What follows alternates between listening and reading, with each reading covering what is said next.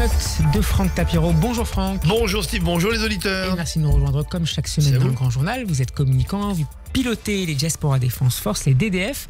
Et vous êtes aujourd'hui, Franck, une nouvelle fois, j'allais dire, vent debout devant la volonté d'Emmanuel Macron de reconnaître un État palestinien dans quelques jours, le 18 juin prochain, qui pour lui, la reconnaissance qui est pour lui, pour le président, je le cite, un devoir moral et humain et une exigence politique pour tous les dirigeants du monde. Il l'a déclaré à l'Élysée aux côtés du président brésilien Lula da Silva. Une reconnaissance qui serait, selon vous, Franck, dangereuse? C'est pire que ça, c'est une erreur historique.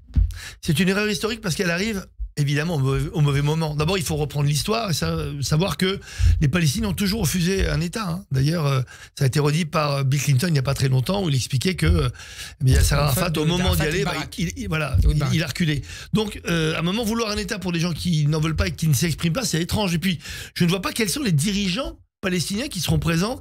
Et à Paris, le 13 juin, vous êtes au courant, la semaine prochaine, au Césé, à Nudiana, il y a une conférence pour préparer la conférence du 17 et 18 juin à New York. Donc c'est incroyable, c'est que c'est un État palestinien virtuel, totalement métaphysique et surtout symbolique. Alors on pourrait dire, oui, mais c'est bien de reconnaître a priori un État. Mais quand on reconnaît un État, il faut savoir quelles sont les frontières, quels sont les dirigeants, quel peuple, quel est le projet politique et surtout quelle est l'attitude vis-à-vis d'Israël.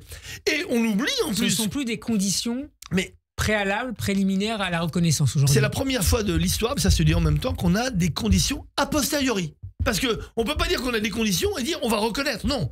Si les conditions ne sont pas respectées, on ne va pas reconnaître. Donc disons que nous ne pourrons reconnaître cet État. Un levier de négociation jusque-là. Et voilà, donc on a l'impression qu'on reconnaît d'abord pour calmer soi-disant, je ne sais pas quoi, on va encore parler de la rue arabe.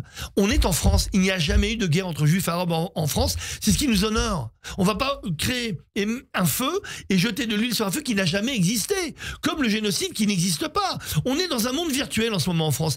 Et pourtant, le président est bien réel et il a en face de lui des Français qui l'écoutent et qui ne le comprennent plus. Donc moi, encore une fois, je suis franco-israélien, je me suis battu aussi il y a des années pour l'État palestinien, mais on peut pas vous pouvez pas vouloir le bien des gens contre leur gré. Donc les Palestiniens n'en veulent pas. 2, si on annonce aujourd'hui la création, la reconnaissance, on va dire pas la création, la reconnaissance d'un État palestinien, c'est une victoire pour le Hamas. Pourquoi? Parce que non seulement le Hamas est encore en place, à ce que je sache, à Gaza, il n'est pas désarmé, et deuxièmement, on oublie le mot otage.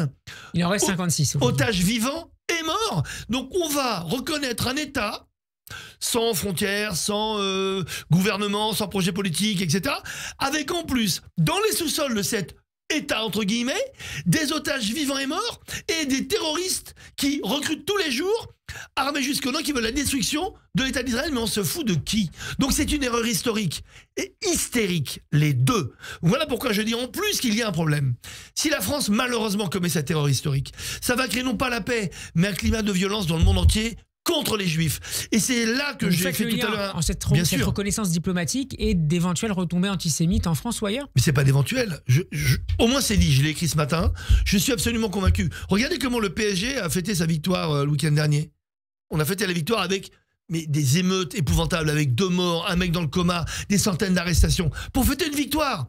Vous imaginez les personnes qui estimeront que la reconnaissance de l'État palestinien est une victoire pour, pas seulement le monde arabe, mais pour le monde moderne. Mais vous imaginez la fête dans le monde, c'est la Nakba à l'envers. Ce sera la Nakba, mais pour les Juifs. Ce sera la chasse aux Juifs. Oui, je le dis.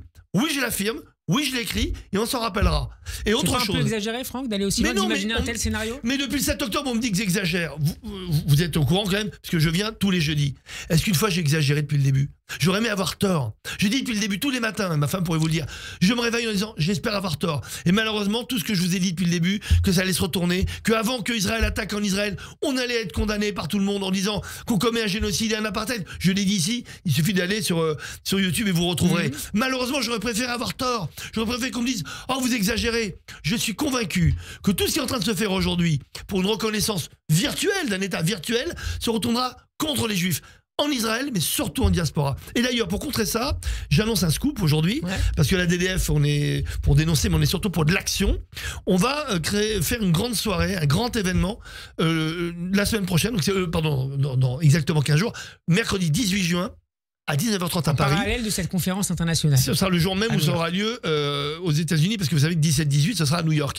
Et ce jour-là, on reçoit à Paris, pour la première fois, Youssef Haddad, ce journaliste arabe israélien, chrétien orthodoxe, ancien de l'armée israélienne, il était commandant, et il va venir, c'est quelqu'un qui fait le tour, d'abord il est sur les réseaux sociaux, le tour de grandes capitales, il prône la paix aussi, mais pas n'importe laquelle. Encore une fois, vous savez, la paix c'est comme la guerre, faut 2 pour la faire. Et il sera accompagné de Sabine Tahassa, vous savez, la maman de ce petit garçon, de ce jeune homme de 17 ans qui a été tué le 7 octobre, au même moment où son papa se faisait assassiner par une grenade dans un abri pour protéger ses 2 autres enfants. Sabine Tahassa est aussi une militante qui va exprimer avec Youssef Haddad sa volonté de ne pas reconnaître un État palestinien pour donner une victoire au Hamas, mais pour donner une victoire aux Palestiniens quand on aura débarrassé Gaza du Hamas, débarrassé l'autorité palestinienne de ces gens corrompus qui ne veulent aucune élection depuis 20 ans, et surtout restituer l'intégralité des otages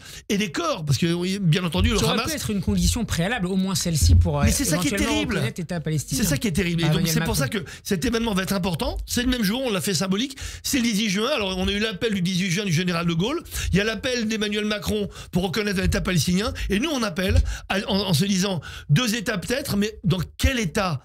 Est-ce qu'on n'est pas en train de faire une erreur historique? Est-ce qu'on ne doit pas d'abord exiger du Hamas la libération des otages, quitter Gaza et en finir une bonne fois pour toutes avec cette autorité palestinienne qui n'est pas au niveau de cet avenir qu'on espère heureux pour les Palestiniens et d'un futur État palestinien qui vit aux côtés d'Israël en paix, mais en sécurité.